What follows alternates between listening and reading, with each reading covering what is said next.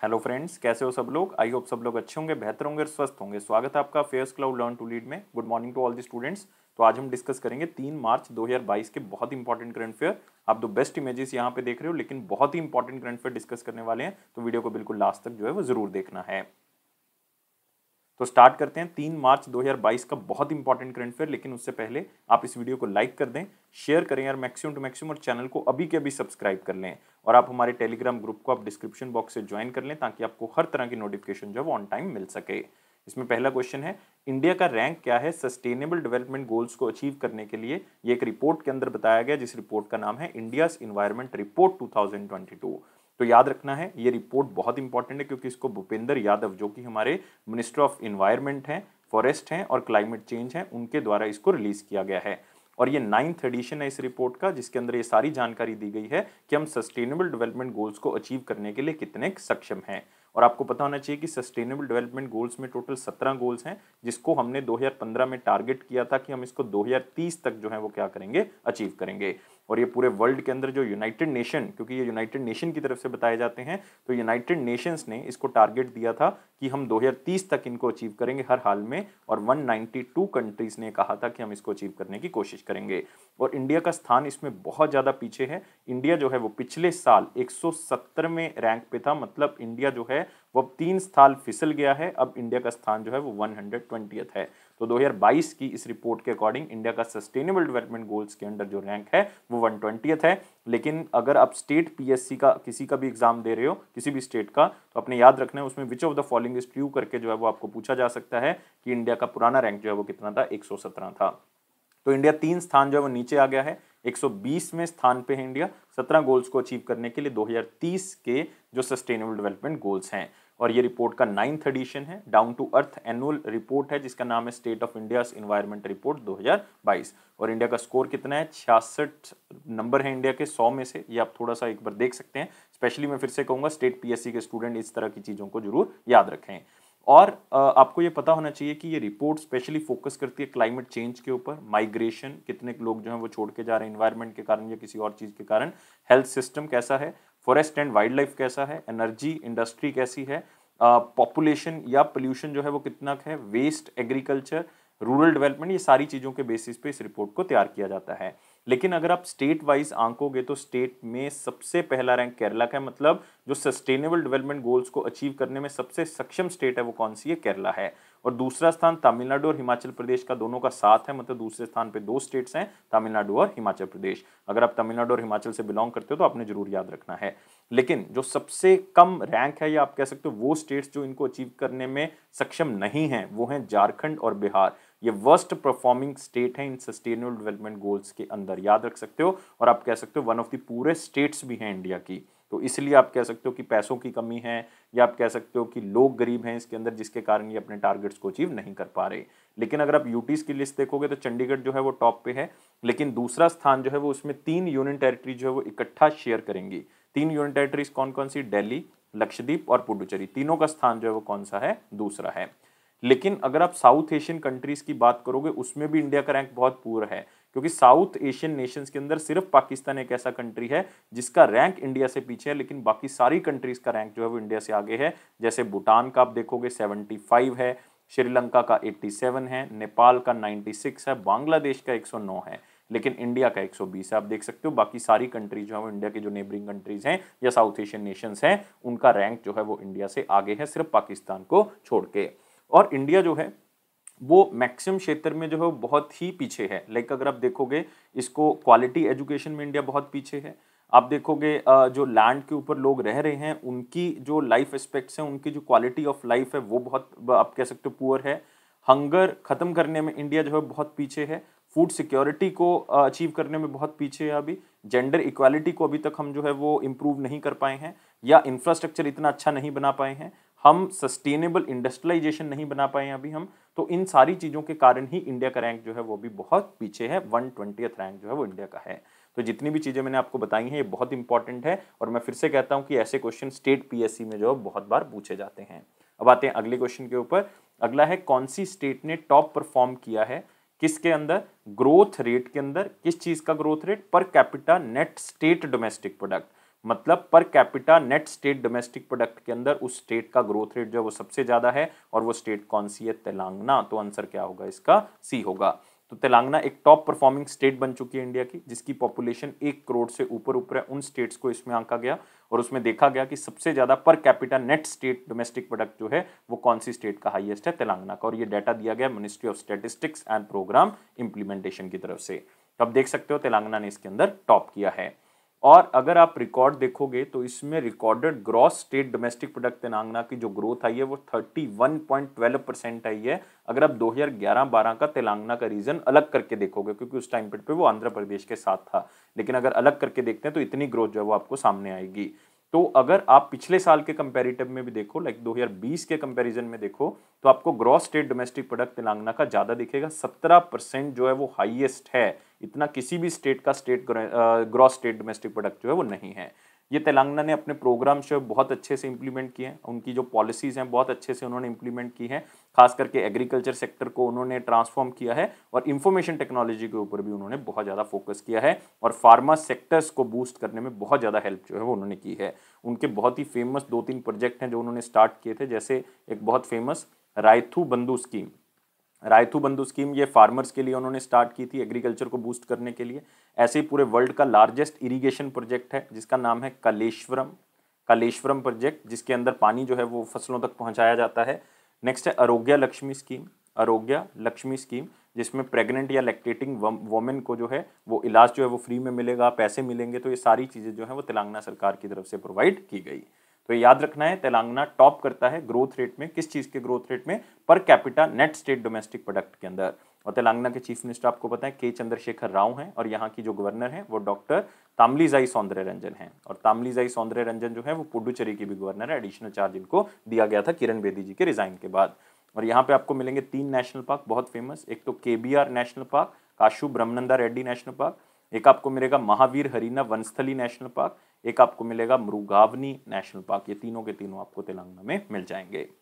इसी के साथ आते हैं अगला क्वेश्चन। अगला क्वेश्चन है कि इंडिया का रैंक कितना है कि जिसमें जितनी पॉपुलेशन है उसमें बिलियनियर्स जो हैं वो ग्लोबली हैं, तो उसके अकॉर्डिंग मतलब कितने बिलियनियर्स हैं उसमें इंडिया का रैंक कितना है। ये एक रिपोर्ट दी गई है, वेल्थ रिपोर्ट 2022। ये एक ऑर्गेनाइजेशन है जिसका नाम है नाइट फ्रैंक। उस ऑर्गेनाइजेशन की तरफ से रिपोर्ट दी गई है, और ये 16th एडिशन है इस रिपोर्ट का, जिसमें अल्ट्रा हाई नेटवर्थ इंडिविजुअल्स की एक लिस्ट जारी की गई है, जिसमें बताया गया कि इस कंट्री के अंदर कितने जो हैं वो बिलियनियर्स हैं। तो उसमें इंडिया का रैंक जो है वो कितना आया है? तीसरा रैंक आया है।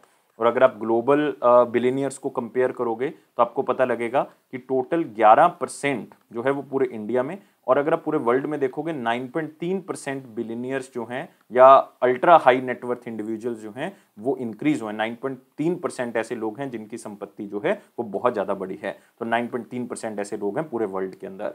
तो इंडिया का स्थान तीसरा है। और आप देख सकते हो यहाँ पे top country United states of America, अगर आप 2021 में देखोगे 748 number of ultra high net worth individuals जो है वो आए हैं, जिसमें आप इंक्रीज देखोगे 15% का इंक्रीज आपको दिखेगा। दूसरा स्थान चाइना का है दोस्तों, तीसरा स्थान जो है वो किसका है? इंडिया का। लेकिन पहला और तीसरा आपने याद रखना है। ये 16th एडिशन है कौन सी रिपोर्ट का? नाइट फ्रैंक रिपोर्ट का। और इंडिया में अगर आप देखोगे total ultra high net worth individual हर साल जो है वो 11% जो है वो राइज हो रहे हैं, और पूरे वर्ल्ड में ये डाटा जो है वो 9.3% का है। और अगर आप इंडियन सिटीज की बात करोगे, बेंगलुरु जो है वो हाईएस्ट ग्रोथ आपको मिलेगी अल्ट्रा हाई नेटवर्थ इंडिविजुअल्स की। अगर आप पिछले साल के कंपैरिजन में देखोगे, मतलब सबसे ज्यादा जो बिलियनियर्स हैं वो बेंगलुरु में बड़े हैं। लेकिन अगर आप ओवरऑल देखोगे सबसे ज्यादा हैं कहाँ पे? सबसे ज्यादा आपको मिलेंगे इंडिया में मुंबई में, सेकंड स्थान हैदराबाद का, और तीसरा स्थान जो है वो किसका है? पुणे का है। इस मेन रिपोर्ट का जो ऑब्जेक्टिव है वो यही है कि एक एनुअल असेसमेंट जो है वो मिल सके कि कितनी वेल्थ जो है वो क्रिएट हो रही है, और जो वेल्थ क्रिएट हो रही है क्या वो इन्वेस्टमेंट के तौर पे आगे बढ़ रही है, क्या अपॉर्चुनिटीज जो है वो वेल्थ क्रिएट कर रही है। तो इस तरह से हम इस रिपोर्ट को आंकते हैं।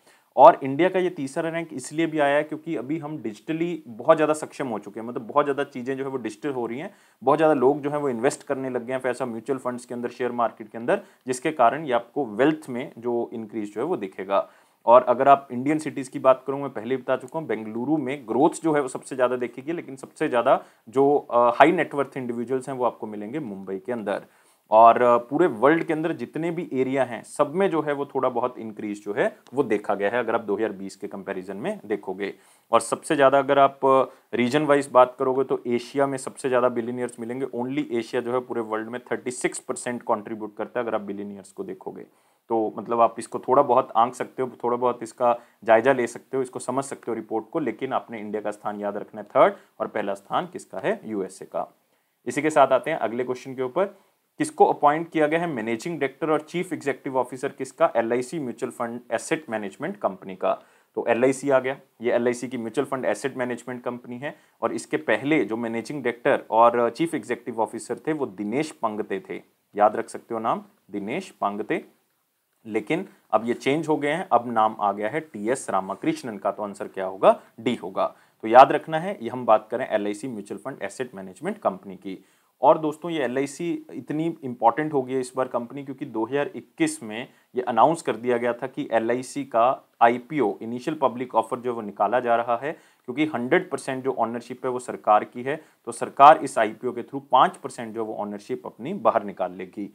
तो ये मिड मार्च के आसपास जो है वो इसको लॉन्च जो है वो किया जाएगा। तो बहुत इंपॉर्टेंट है, ये आपने नाम जरूर याद रखना है, लेकिन साथ ही साथ आप बाकी ऑप्शंस भी देख सकते हो, जैसे गीता गोपीनाथ का नाम देख रहे हो, बहुत इंपॉर्टेंट लेडी हैं दोस्तों, और इनको रिसेंटली आईएमएफ का डेप्टी मैनेजिंग डायरेक्टर जो है वो अपॉइंट किया गया था, याद रख सकते हो, डेप्टी मैनेजिंग डायरेक्टर अपॉइंट किया गया था। प्रदीप शाह का नाम याद रखो, ये जो हमारा बैड बैंक बनाया गया था जिसको हम कहते हैं नेशनल एसेट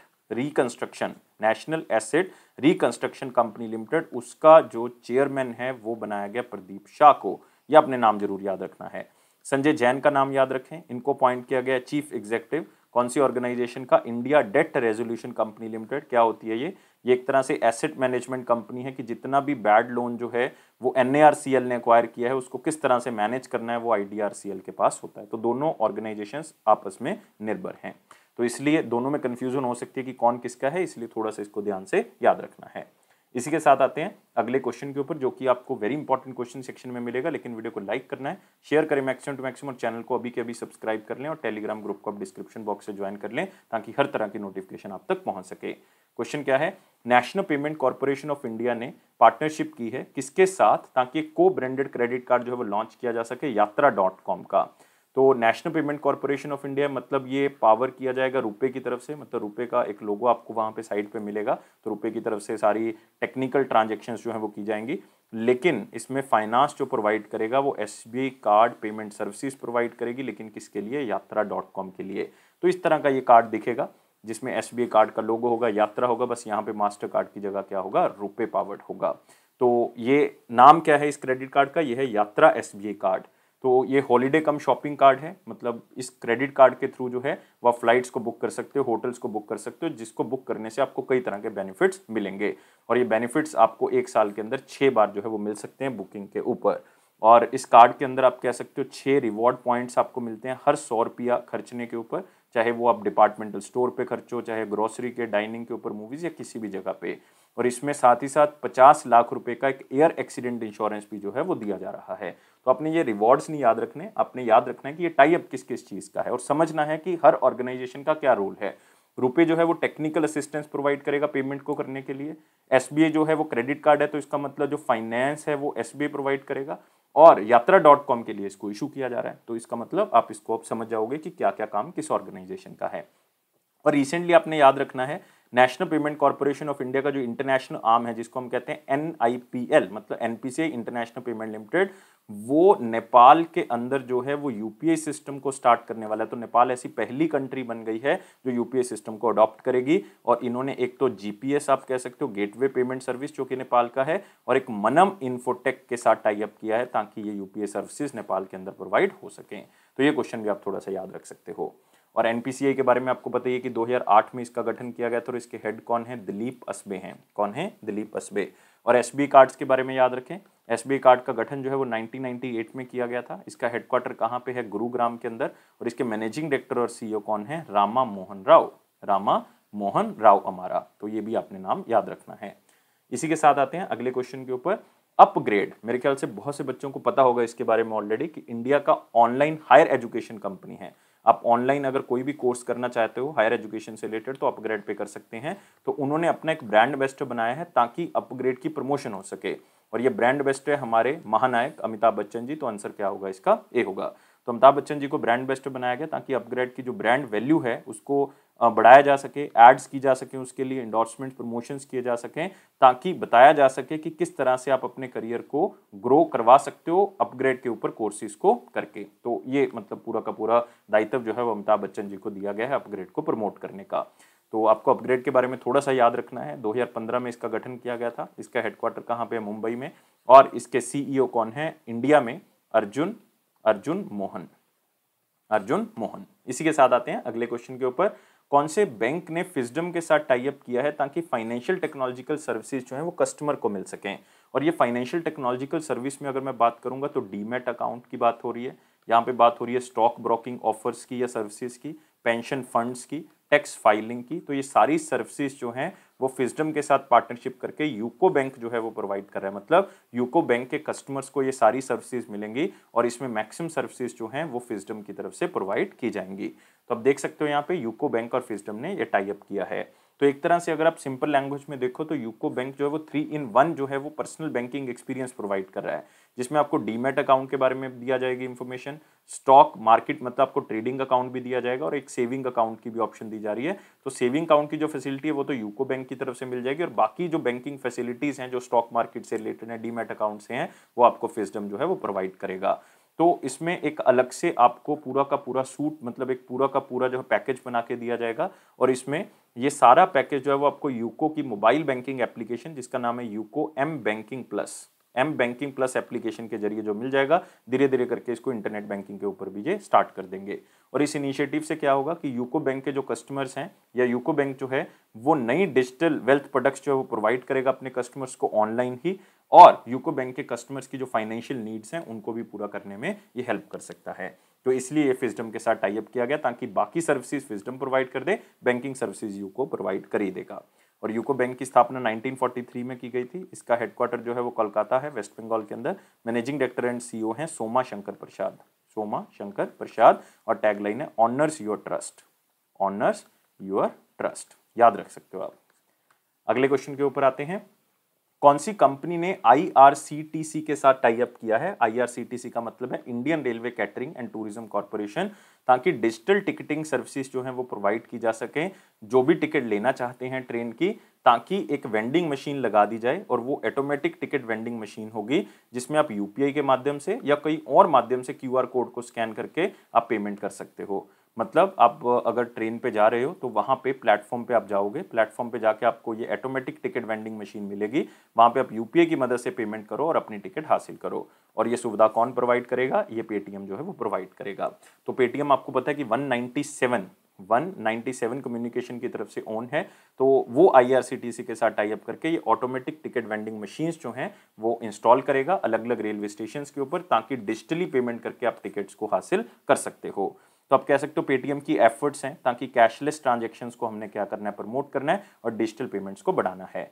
तो पेटीएम और IRCTC जो है क्या करेंगे कि जो पेटीएम का क्विक रिस्पॉन्स सोल्यूशन है जो ऑटोमेटिक टिकट वेंडिंग मशीन्स के ऊपर लगाया जाएगा, वो कस्टमर्स को कैशलेस पेमेंट्स करने के लिए जो है वो हेल्प करेगा। और साथ ही साथ आप यूपीआई के माध्यम से, QR मोड से या और कई तरह से आप पेमेंट को कर सकते हो।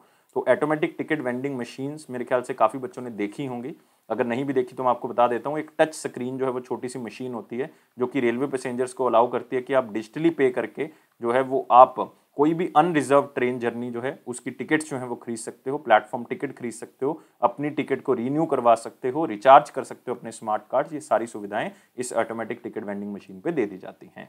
और ये सुविधा प्रोवाइड करेगा पेटीएम और ये कर रहा है साथ में tie up Indian railway catering and tourism corporation के साथ। और पेटीएम के बारे में याद रखना, इसके founder MD and CEO Vijay Shekhar Sharma है और इसका हेडक्वार्टर कहाँ पे है? नोएडा, उत्तर प्रदेश में।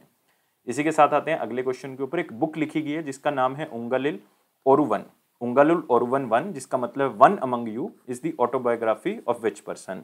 तो सिंपल क्वेश्चन है, इसको चाहे स्लाइड से याद रखने, इतने से ज्यादा एग्जामिनर नहीं पूछ सकता। इसमें एक क्वेश्चन ज्यादा से ज्यादा और बन सकता है कि इस बुक का उद्घाटन या विमोचन किसने किया है।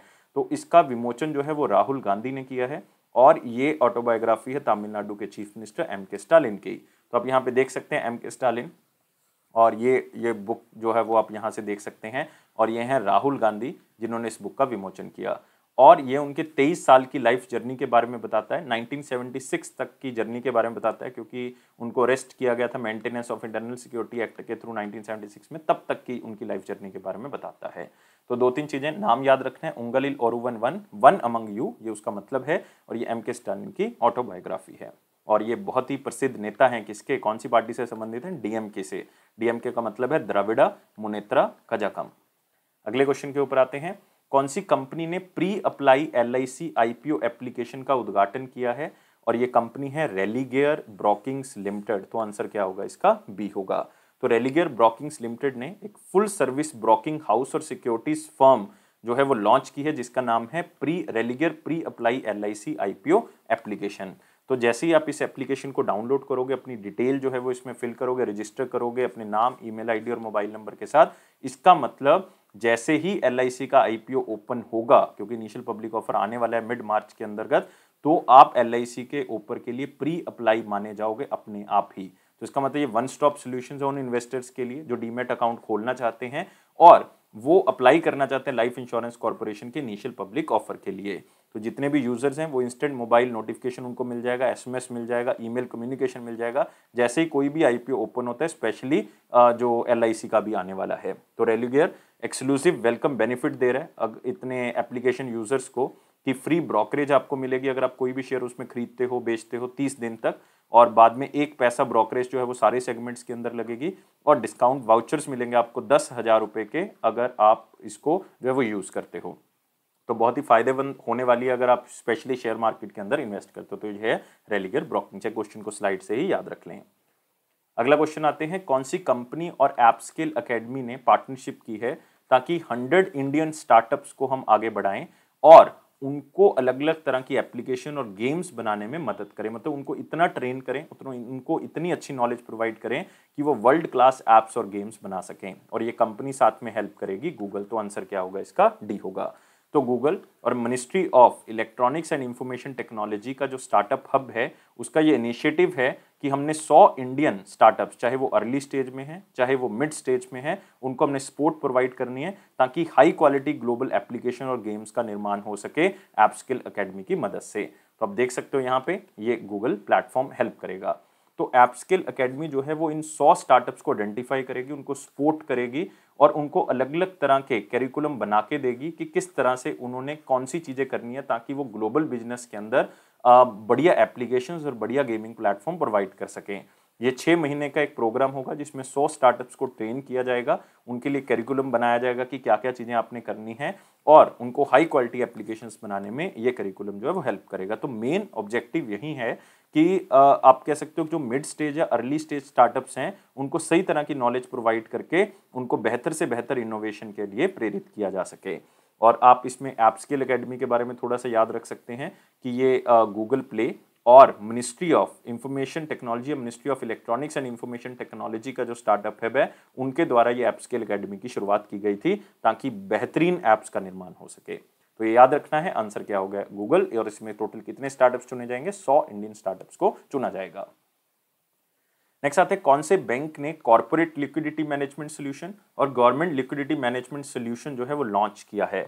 मतलब एक तो CLMS लॉन्च किया है, एक GLMS लॉन्च किया है, और ये लॉन्च किया industrial development bank of India ने। तो आंसर क्या होगा इसका, सी होगा। इसका मतलब है कि लिक्विडिटी को मैनेज करने के लिए जो भी कॉर्पोरेट्स की जरूरतें हैं उसको कौन सहायता प्रदान करेगा, IDBI बैंक प्रोवाइड करेगा। तो IDBI बैंक ने इसको लॉन्च किया। चाहे क्वेश्चन को फिर से आप स्लाइड से याद कर सकते हो। तो लिक्विडिटी मैनेजमेंट जो सर्विसेज हैं या पूरा का पूरा सोल्यूशन है, ये एक तरह से IDBI बैंक जो है वो उनको हेल्प करेगा कि आप अपने फंड्स को किस तरह से मैनेज कर सकते हो, किस तरह से आप और ऑर्गेनाइजेशन के अंदर जो पैसा है जिसको लिक्विडिटी कैश की फॉर्म में आप पैसे को इधर उधर ट्रांसफर कर सकते हो, ये सारी सहायता IDBI जो है प्रोवाइड करेगा।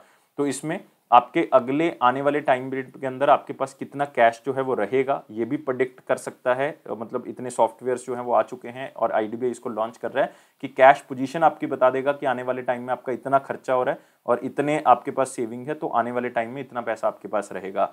अपने आप ही फंड्स को ट्रांसफर करने में सहायता करेगा। कहीं से आप सामान ले रहे हो तो अपने आप ही पैसे को ट्रांसफर कर दिया जाएगा। और एक online formula based liquidity management solution आपको प्रोवाइड कर रहा है, मतलब एक ऐसा सॉफ्टवेयर प्रोवाइड करेगा जिसमें सारी चीजें अपने आप ही मैनेज हो जाएंगी। तो जितने भी कॉर्पोरेट कस्टमर्स हैं उनको लिक्विडिटी को या पैसे को मैनेज करना जो है बहुत आसान हो जाएगा और वो अपनी कंपनी की एफिशिएंसी को क्या कर सकते हैं, इससे इंप्रूव कर सकते हैं। और ये है आईडीबीआई बैंक, हेडक्वार्टर याद रख सकते हो मुंबई में है, और इसके जो मैनेजिंग डायरेक्टर और सीईओ हैं वो हैं राकेश शर्मा।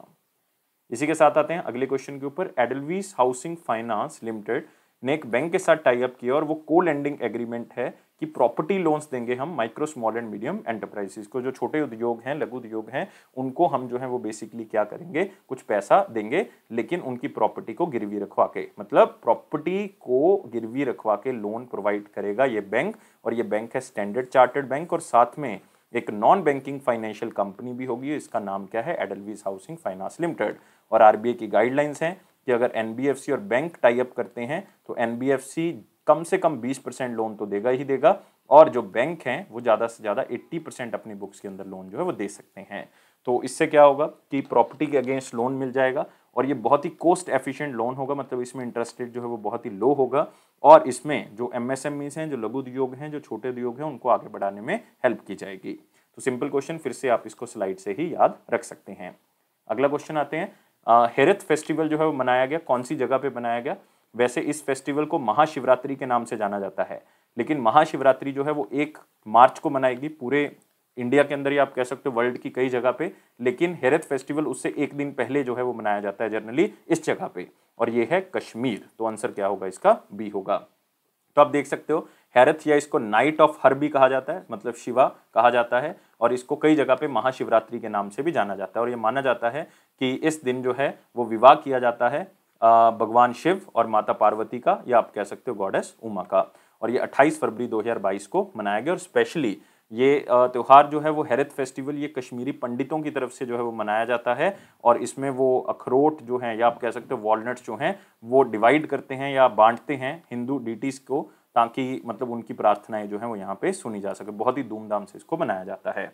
तो इसी के साथ आते हैं अगले क्वेश्चन के ऊपर। विकास ठाकुर वेंकट राहुल रंगला जो है वो उन्होंने गोल्ड और ब्रॉन्ज मेडल जीता है, और कॉमनवेल्थ गेम्स के लिए क्वालिफाई कर गए हैं वो। और कॉमनवेल्थ गेम्स 2022 में आपको पता है कि बर्मिंघम में होने वाली है, यूनाइटेड किंगडम में होने वाली है, ये आपने थोड़ा सा याद रखना है।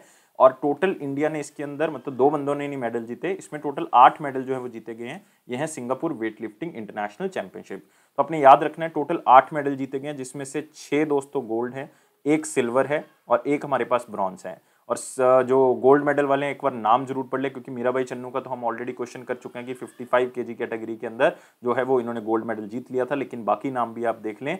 विंध्या रानी देवी हैं, एक हजारिका पॉपी हैं, एक नतेश कुमार उषा बनूर हैं, एक महादेव सरगर हैं, एक विकास ठाकुर हैं। ये 6 प्लेयर ऐसे हैं जिन्होंने गोल्ड मेडल जो है इसके अंदर जीता है। और दोस्तों एक बात और याद रखनी है कि 1 सिल्वर है, 1 ब्रॉन्ज है, तो एग्जामिनर यहां से आपको क्वेश्चन ज्यादा पूछ सकता है। तो जो सिल्वर मेडल जीते हैं वो हैं चनम्बम, और जो ब्रॉन्ज जीते हैं वो हैं रागाला। तो ये आपने थोड़ा सा ज्यादा याद रखना है, लेकिन फिर भी आप एक बार नाम जरूर पढ़ लें। और बर्मिंघम गेम्स के लिए 2022 की जो कॉमनवेल्थ गेम्स है वो होने वाले हैं, उसके लिए ये अपनी जगह बना चुके हैं, तो ये आपने याद रखना है। इसी के साथ आते हैं अगला क्वेश्चन। दिल्ली गवर्नमेंट ने एक साइंस इनोवेशन हब बनाने का फैसला लिया है, और ये साइंस इनोवेशन हब जो दिल्ली गवर्नमेंट की तरफ से बनाया जाएगा, ये टोटल 5 करोड़ रुपए की कॉस्ट से बनाया जाएगा, और ये आने वाले 2 या 2.5 ईयर्स, मतलब 2.5 साल के अंदर जो है इसको बना दिया जाएगा। ये साइंटिफिक कल्चर, साइंटिफिक इनोवेशन को प्रमोट करने के लिए जो है वो बनाया जा रहा है।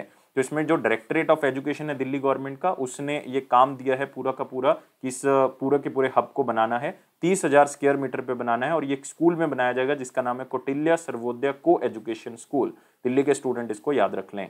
और दोस्तों ये जो हब बनाया जाएगा, इससे में रिसर्च पर्पसेस के लिए इसको यूज किया जाएगा, ताकि साइंटिफिक रिसर्च हो सके अलग अलग क्षेत्र के अंदर, साइंस एंड टेक्नोलॉजी को बूस्ट किया जा सके, और साइंस एंड टेक्नोलॉजी को आगे लेके हम जितने भी डेवलपमेंटल चैलेंज हैं उसको दूर कर सकें। तो ये हब के अंदर हम कह सकते हैं ऑडिटोरियम होगा, लाइब्रेरी होगी, एक म्यूजियम होगा, और साइंस एंड टेक्नोलॉजी से रिलेटेड ऑब्जेक्ट्स होंगे, मॉडल्स होंगे, एक्सपेरिमेंटल गैलरीज होंगी, ताकि बेहतरीन से बेहतरीन इनोवेशन को प्रमोट जो है वो किया जा सके। और इसमें वर्ल्ड क्लास साइंस लेबोरेटरी जो है वो बनाई जाएगी, एक एक्सपेरिमेंटल इंफ्रास्ट्रक्चर बनाया जाएगा जिसमें हम एग्जीबिशन और म्यूजियम्स को जो सपोर्ट करेगा, और मॉडर्न कम्युनिकेशन टेक्नोलॉजी को भी यहाँ पे क्या करेगा, सपोर्ट करेगा। तो बहुत इंपॉर्टेंट है। और इसी के साथ दिल्ली पुलिस ने 3 नए इनिशिएटिव्स लॉन्च किए हैं, जिसमें से 2 बहुत इंपॉर्टेंट है। एक है अनुभूति प्लेटफॉर्म, ये आपने जरूर याद रखना है, ये बहुत ही अच्छा प्लेटफॉर्म है। ये QR code based feedback system है। मतलब आप पुलिस स्टेशन जाते हो तो वहाँ पे क्यूआर कोड जो है वो स्कैनर लगा होगा, उसको स्कैन करके आपने फीडबैक देनी है कि आपका जो शिकायत है वो सुनी गई है, आपको पुलिस ने किस तरह से एंटरटेन किया, उन्होंने आपकी बात को समझा नहीं समझा, आपकी प्रॉब्लम सॉल्व की या नहीं की। तो उसके बेस पे आप फीडबैक दोगे तो बाद में इन फीडबैक्स को चेक किया जाएगा और फिर पुलिस की जो फंक्शनिंग है वो इम्प्रूव की जाएगी। एक उन्होंने अपना दिल्ली पुलिस का जो वेबसाइट है उसको दोबारा से इम्प्रूव किया है, उसमें और भी इंफॉर्मेशन जब अपलोड की है सिटीजन्स के बारे में, तो ये जस्ट ज़्यादा इंपॉर्टेंट नहीं है। लेकिन एक ए चिट्ठा पोर्टल ये याद रखना है, ई चिट्ठा पोर्टल के अंदर जो है वो खास करके ये बताया जाएगा कि 8 घंटे की ड्यूटी जो है वो पुलिस वाले ने की है और 8 घंटे के बाद जो है वो अपने घर जो है वो जा सकता है। इससे क्या होगा, क्योंकि पुलिस वाले यार कई मतलब सारी सारी रात सारा दिन 3-3 4-4 दिन जो है वो काम करते रहते हैं, तो कई बंदे जो है वो घर पे बैठे रहते हैं, काम ही नहीं करते, तो जिसके कारण 8 घंटे की ड्यूटी जो है वो उसमें निश्चित की जाएगी ई चिट्ठा के ऊपर। जितने भी 178 टेरिटोरियल पुलिस स्टेशन है दिल्ली के अंदर, तो सबके अंदर जो है वो 8 घंटे की ड्यूटी करके अपनी शिफ्ट खत्म करके वो इस पर डाल सकते हैं। इससे क्या होगा, ट्रांसपेरेंसी भी इंप्रूव होगी, एफिशिएंसी भी इंप्रूव होगी और साथ में उनको अपनी फैमिली और फ्रेंड्स के साथ टाइम बिताने में भी जो है वो खुशी होगी और साथ में उनकी जो एफिशिएंसी है वो अपने आप ही यहाँ से इंप्रूव हो जाएगी और अपनी हेल्थ का भी वो ध्यान रख सकते हैं। तो इसी के साथ आते हैं अगले क्वेश्चन के ऊपर, वो है इंपॉर्टेंट क्वेश्चन सेक्शन में। लेकिन वीडियो को लाइक कर दें, शेयर करें और मैक्सिमम टू मैक्सिमम चैनल को सब्सक्राइब कर दें और टेलीग्राम ग्रुप को आप डिस्क्रिप्शन बॉक्स से ज्वाइन कर सकते हैं।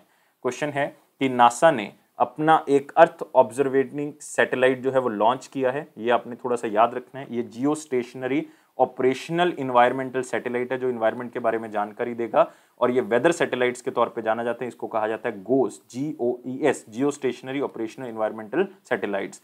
और ये जियो स्टेशनरी ऑर्बिट जो कि 22,300 माइल्स जो है वो अर्थ के ऊपर है, तो ये वहाँ पे पोजीशन करेगा, वहाँ पे जाके ठहरेगा और तब इसका नाम चेंज हो जाएगा, इसको गोस 18 के नाम से जाना जाएगा। और ये हमें वेदर सिस्टम के बारे में बताएगा, जो भी इन्वायरमेंटल कंडीशंस है उसके बारे में बताएगा, खास करके वेस्टर्न हेमिस्फीयर के अंदर। और साथ ही साथ ये स्पेस वेदर के बारे में भी जानकारी देगा, जो कि अर्थ के आसपास का इन्वायरमेंट है उसके बारे में जानकारी देगा। और जो अलग सैटेलाइट्स हैं वहाँ पे ऑलरेडी सैटेलाइट्स जो हमारी अलग अलग कंट्रीज़ की हैं, तो उसके बारे में भी जानकारी देगा और किस तरह से रेडियो कम्युनिकेशन में योगदान दे सकते हैं उसके बारे में जानकारी दी जाएगी। तो मेन इसका काम जो है वो इन्वायरमेंटल चीज़ों के बारे में जानना है, इसलिए इसका नाम है इन्वायरमेंटल सैटेलाइट और इसका नाम जरूर याद रखना आपने, ये एग्जामिनर आपसे पूछ सकता है। नेक्स्ट आते हैं वन लाइनर इंपॉर्टेंट पॉइंट, जिसमें पहला पॉइंट है national commission for protection of child rights celebrate 17th foundation day at red fort Delhi. तो ये national commission of protection of child rights जो है वो एक स्टैट्यूटरी बॉडी है जो कि commission for protection of child rights act के तहत बनाई गई, जो 2005 में पास किया गया और इसने 2007 में जो है वो चाइल्ड्स के राइट को प्रोटेक्ट करने के लिए अपना काम स्टार्ट कर दिया। और ये आता है ministry of women and child development और वो इस 17th फाउंडेशन डे की चीफ गेस्ट भी थी समृति ईरानी की मैं यहाँ पे बात कर रहा हूँ। राहुल गांधी जी ने एक बुक रिलीज की है, ऑटोबायोग्राफी है वो, तमिलनाडु के चीफ मिनिस्टर एम के स्टालिन, जिसका नाम है उंगलिल और वन अमंग यू, ये इसका मतलब है। LIC म्यूचुअल फंड ने अपॉइंट किया अपने मैनेजिंग डायरेक्टर और CEO TS रामाकृष्णा को, ऑलरेडी हम इस क्वेश्चन को कर चुके हैं। पोलियो नेशनल इम्यूनाइजेशन डे 27 फरवरी को मनाया गया, याद रखना है इसमें जितनी भी पॉपुलेशन है उसकी इम्यूनिटी बढ़ाई जा सके, खास करके पोलियो के अगेंस्ट, उसके लिए ये दिन जो है वो सेलिब्रेट किया जाता है और हम पोलियो फ्री स्टेटस जो हासिल कर चुके हैं वो हम मेंटेन रखें। और इस पोलियो इम्यूनाइजेशन डे के दौरान जो है 15 करोड़ बच्चों को जो है वो ये दवाई जो है वो दी गई, पोलियो की जो 2 बूंद है वो दी गई और ये 36 स्टेट्स और यूनियन टेरिटरी में ये इनिशिएटिव जो है वो किया गया और 735 डिस्ट्रिक्ट में ये पोलियो की बूंदें जो है वो डलवाई गई। नेक्स्ट हेरत फेस्टिवल मनाया गया महाशिवरात्रि के तरफ पे, तो 28 फरवरी को ये मनाया गया। नेक्स्ट सिविल अकाउंट्स डे 2 मार्च 2022 को मनाया गया, इतना इंपॉर्टेंट नहीं है, बहुत ही कम चांसेस है कि आपको पूछ ले, लेकिन ये एक ऑर्गेनाइजेशन है जो इसको सेलिब्रेट करती है जिसको कहते हैं ICAS, Indian civil account service organisation. ये एक ऐसी प्रोफेशनल अकाउंटिंग ऑर्गेनाइजेशन है जो कि गवर्नेंस को मजबूत करती है, पब्लिक फाइनेंस को मैनेज करती है, तो मतलब उसके लिए ये दिन मनाया जाता है और ये 46th सिविल अकाउंट्स डे है। नेक्स्ट आते हैं क्वेश्चन ऑफ द डे, 2 मार्च 2022 का क्वेश्चन क्या था, बहुत सिंपल था, which of the following is not a credit rating agency in India. India की क्रेडिट रेटिंग एजेंसी नहीं है, तो क्रिजाइल, इकरा और ओनिक्रा, ये तीनों के तीनों जो है वो इंडिया की क्रेडिट रेटिंग एजेंसी है, लेकिन S&P ग्लोबल या आप कह सकते हो स्टैंडर्ड एंड पुअर जो है वो अमेरिका की क्रेडिट रेटिंग एजेंसी है। तो आंसर यहाँ से क्लियर है, क्या होगा, ए होगा। तो याद रखना है आंसर क्या है इसका, ए है। इसी के साथ आते हैं question of the day. Question of the day है कि कौन सा बैंक इंडिया का ऐसा पहला बैंक है जिसको ISO सर्टिफिकेशन मिली थी। आंसर मुझे कमेंट बॉक्स में बताएंगे, मैं आपके आंसर का वेट कर रहा हूं। लेकिन वीडियो को लाइक करें, शेयर करें मैक्सिमम टू मैक्सिमम, और चैनल को अभी के अभी सब्सक्राइब कर लें, और टेलीग्राम ग्रुप को आप डिस्क्रिप्शन बॉक्स से ज्वाइन कर लें और बेल बटन को प्रेस कर दें ताकि हर नोटिफिकेशन आप तक पहुंच सके। लेकिन ये फेयर्स क्लाउड का प्रॉमिस है कि आपके कॉन्फिडेंस को जरूर बूस्ट करेगा। इसी तरह से हमें सपोर्ट करते रहें, लेकिन दोस्तों लाइफ को बहुत ज़्यादा सीरियस नहीं लोगे, हमेशा इस स्माइली की तरह मुस्कुराते रहो। Thank you guys, take care and bye.